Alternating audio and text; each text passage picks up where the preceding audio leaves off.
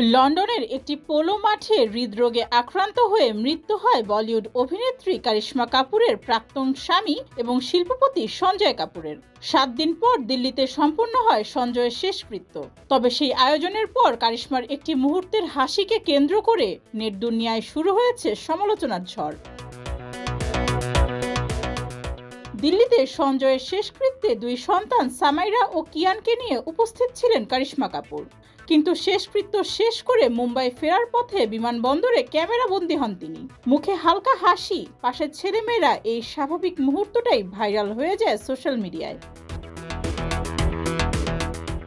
তারপরই প্রশ্ন ছুড়ে দেন নেটিজেনরা, সাবেক স্বামীর শেষকৃত্য থেকে ফেরার পর কারো মুখে এমন হাসি কিভাবে আসে। কেউ কেউ কটাক্ষ করে বলেন, সম্পত্তির ভাগ নিতে গিয়েছিলেন কারিশমা শেষকৃত্যে।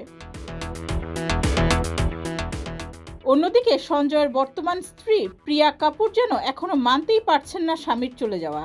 শেষকৃত্যের সময় কান্নায় ভেঙে পড়েন তিনি। কারিশমার ছেলে কিয়ানও বাবার মরদেহ দেখে নিজেকে ধরে রাখতে পারেননি, কান্নায় ভেঙে পড়ে সে। আগামী 26শে জুন দিল্লির এক বিলাসবহুল হোটেলে অনুষ্ঠিত হবে সঞ্জয় কাপুরের স্মরণ সভা। এখন প্রশ্ন উঠেছে, কারিশমা কাপুর কি আবারও ছেলে মেয়েদের নিয়ে সেখানে হাজির হবেন?